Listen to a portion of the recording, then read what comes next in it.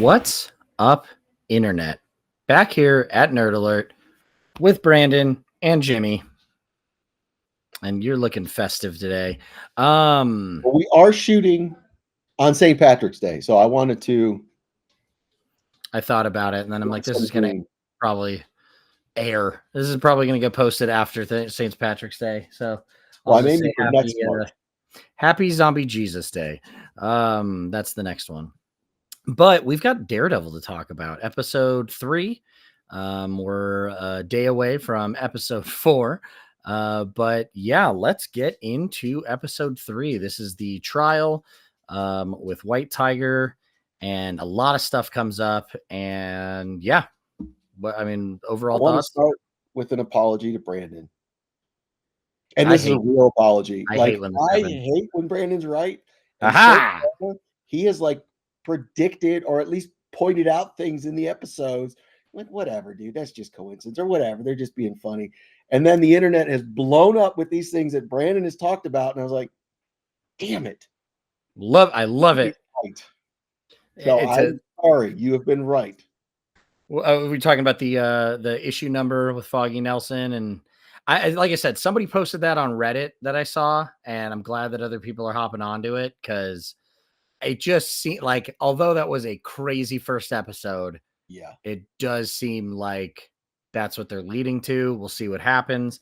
Well, we talked about it. It's like, why all the hype that we're bringing back Foggy and Karen just to kill them off right away? I'm like, that I get the shock value, but I'm like, there's more. There's got to be more.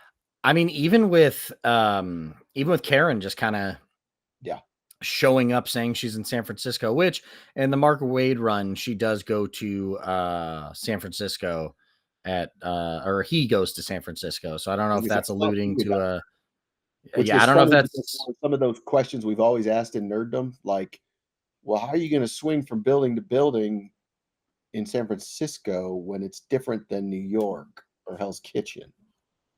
And She-Hulk kind of brought that up too, the TV show where he's walking in the neighborhood. Yeah. Well, the Mark Waid run is a much different. I think everybody knows that Matt Murdock is Daredevil. I know that's happened on and off for almost every run at some point. But I think that's when he's wearing a suit. Like, he's not even wearing the Daredevil stuff. So it's a different vibe, but he does have like a story set in San Francisco. I think the biggest thing, before we get into what I hope we can talk about in a week or two, is White Tiger, portrayed by Hector, who portrayed Hector Alanya. What was his name? Camar de los Reyes, the actor who played White Tiger, who actually did pass away after filming this. He did such a great job. For as little as that character showed up, I think he just did an awesome job establishing that character. You know, other people take up that mantle, so we leave that open for that. But man, what a good episode. I think we all were like, well, he's gonna get off, right? He's gonna get off. But it wasn't certain. At no point was I for sure. And that to me is the writing and the drama and the acting. And he did so good. Obviously, we know Charlie Cox, Matt Murdock, is going to do phenomenal. But his little pieces in this first 3 episodes gave so much gravitas to not just White Tiger, but the whole dilemma that's going to come up with Mayor Wilson Fisk of the Vigilante. I thought it was perfect. And then when he does get taken out in the show, we saw it a little bit in the courtroom, and we've seen little teases here and there, but it's I don't want to steal Brandon's thunder because he brought it up first. No, I mean, look, if anything, you're just going to be far more level-headed and calm about it. But if you are a comic book fan, this has been something that has just been an ongoing issue for years at this point, which is police, cops, authority figures adapting the Punisher logo into either their uniforms or their cars or stickers on the back of their truck with the thin blue line.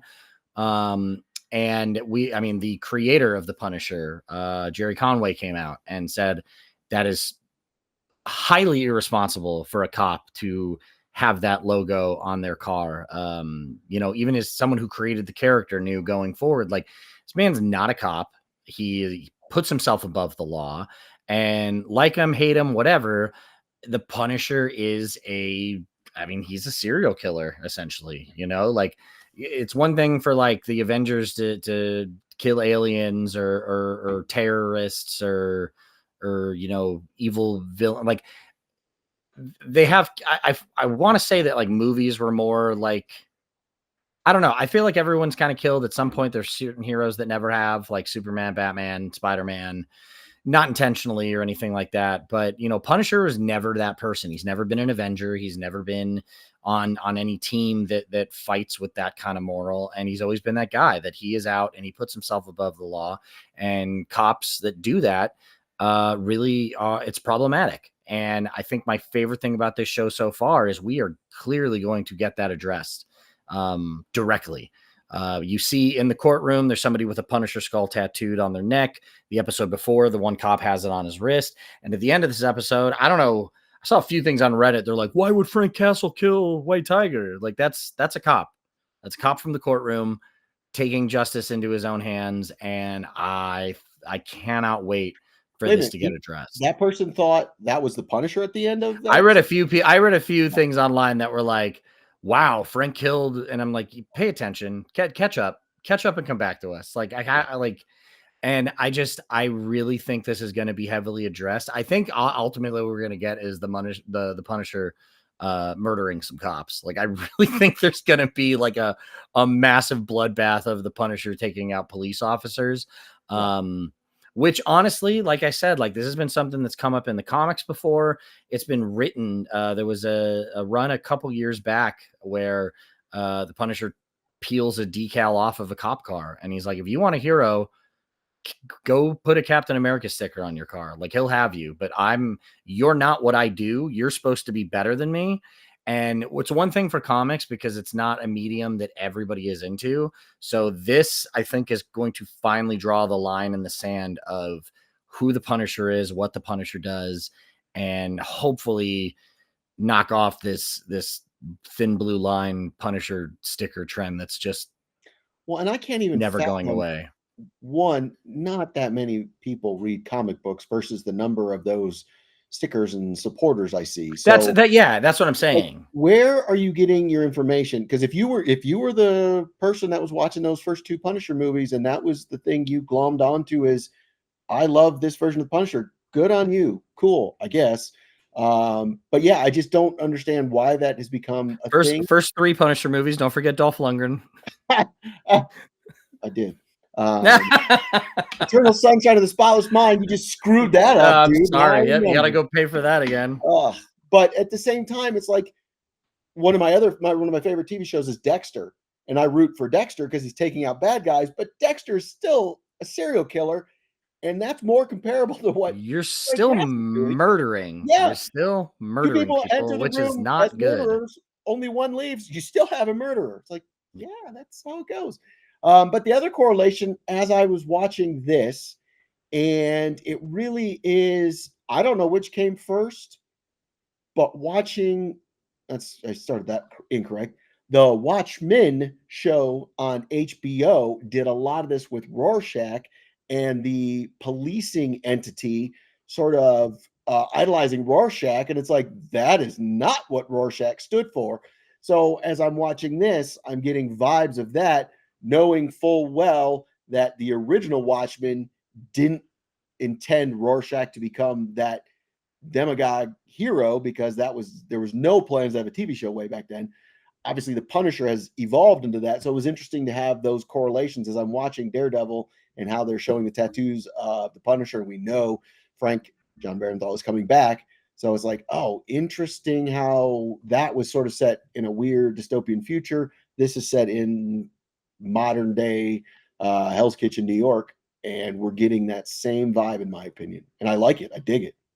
Yeah, and I also think, if I remember correctly, and someone in the comments let me know if I'm wrong, but I thought John Barenthal was also with that opinion of like, there's no reason cops should be adapting this symbol, because it's not a symbol of law and order. It is a symbol of someone being above the law. And I'm so stoked at his enthusiasm for the Punisher and Frank Castle, probably more Frank Castle, because that's where I'm like, I don't know at what point what answers we're going to get within Daredevil, because they've announced that they're doing a Punisher one-off with him co-writing it. but I cannot wait for that. I Like, love his investment in this character, and he's like, no, no, no, kind of like Ryan Reynolds in Deadpool. It's like, I have become this character as far as acting. I know what Frank Castle thinks. I want to develop this story, and from what I've read, it's supposed to be really dark. and I'm sure, and you know what, and if that's what we need to do to get like, I don't think the Punisher is a bad character. There's a lot of people that don't like him because of all this, and I think he is a good character when used correctly.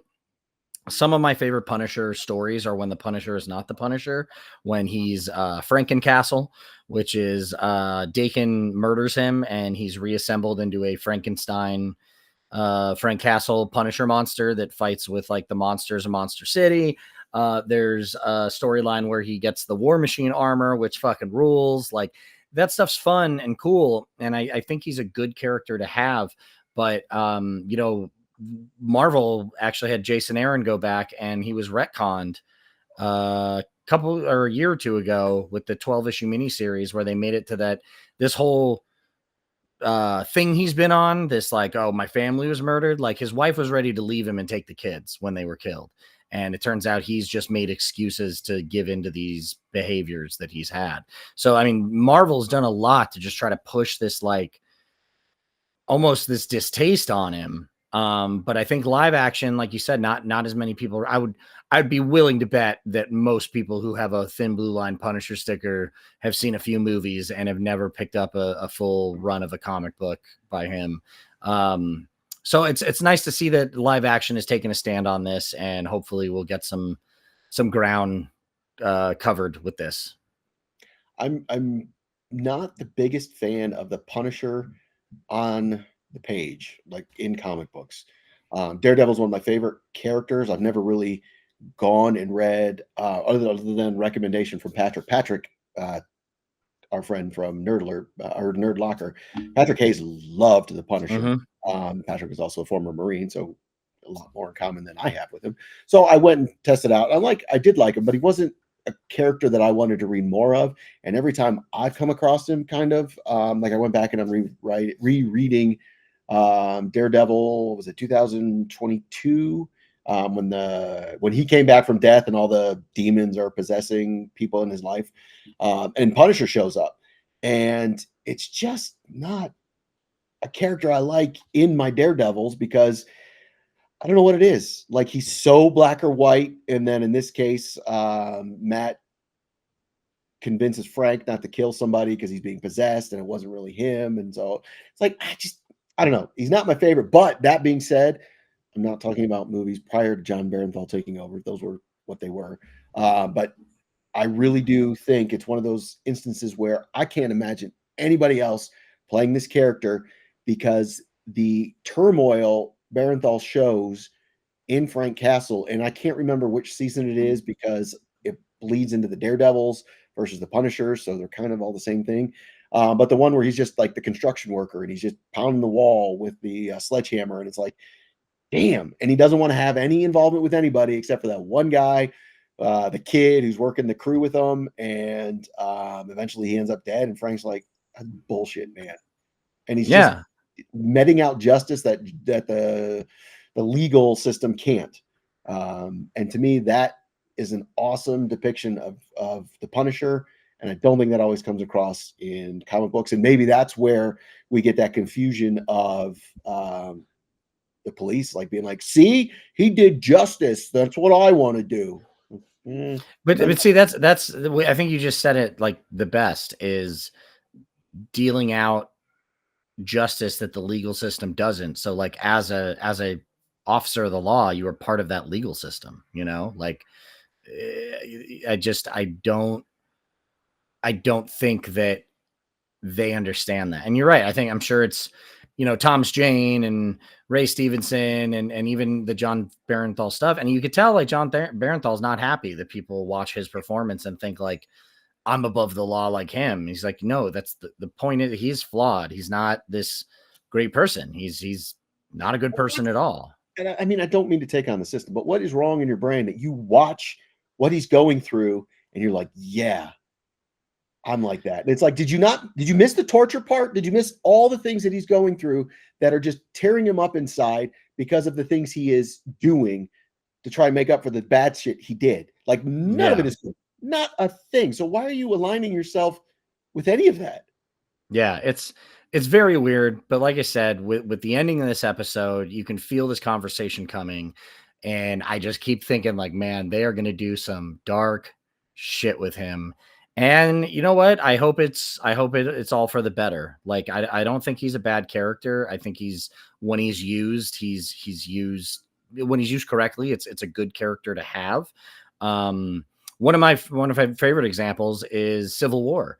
He teams up with Cap because he always idolized Captain America, but he still has his code.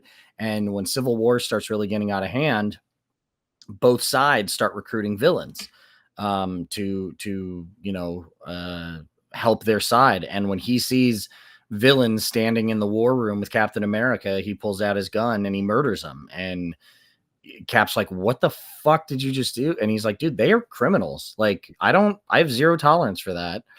And, Cap beats the shit out of him and he doesn't raise a hand to Cap. And like I said, it's good when he's used correctly. And I just hope that this is maybe a new chapter in this character's legacy and the way he's viewed. And, you can make him a villain. You can make him even more than an anti-hero and still be a good character. But I hope this is something that kind of puts this discussion to bed. I mean, probably won't. There's stupid people everywhere that'll still just think, well, that's not what he would do.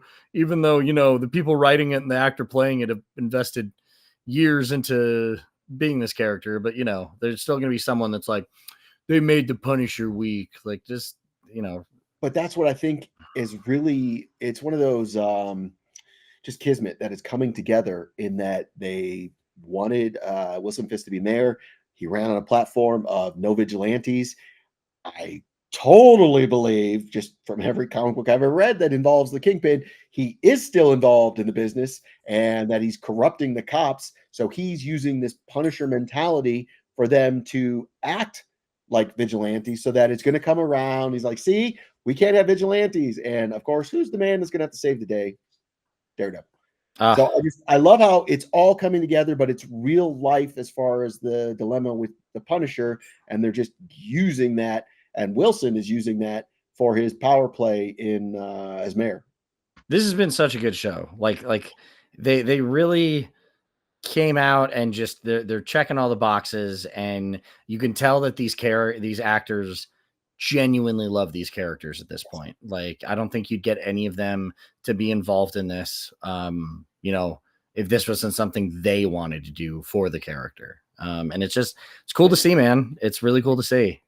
There's one footnote that you and I discussed, and we are definitely similar. I think you're further down the spectrum than me with Rob Liefeld, but he came out and offered his opinion on Daredevil. Why? Because you demanded it. Because you demanded it. It's kind of like Zack Snyder. It's like, did anybody ask you this question? Why are you bringing this up? It's like, okay. I don't know who was talking to Rob and be like, hey, what do you think of the reshoots on Daredevil? When he came back and was going on and on about reshoots and they did this and that, and then Vincent D'Onofrio comes out and like, well, we did reshoots, but it's not what he's talking about. And I'm like, thank you, Vincent, because I don't even know why this guy is talking. He just, to me, Rob Liefeld is just somebody who just wants attention for anything he can get attention for at this point. And like I said, the best Deadpool writing was all after him. So, well, that was whatever, man. We're nerds, and I'm a Daredevil nerd, so I would have remembered. Brandon's a huge comic book nerd, so he would know more than me. We had to go to the internet to search. Has Rob Liefeld even ever written for Daredevil? And the best we came up with was he did a variant art piece cover. Yeah, and if we're wrong, please let me know. But I could not find a run of Daredevil written books or even an art by him. by him as far as like he did the Yeah, series. like a run or anything. And if I'm wrong, I'm wrong. But I could not find anything that had him writing. So You literally, know, I couldn't fathom why anybody went and asked him that question, I other don't than they know. wanted I guess. Well, now we fell for it, a soundbite, but Yeah, there you go. But regardless, don't care what he thinks about the show because he's got nothing to do with it.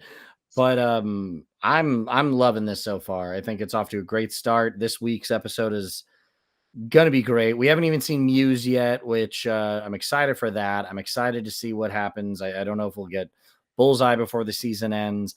Looks like they're shooting season 2 right now. There's been some photos of people walking around on set. And I don't know. Let's just see how this goes. We've got, what is this, episode 4? We've got 5 more after this. we still got the reference to Typhoid Mary, so I'm still curious. We'll see. Fingers crossed. Exactly.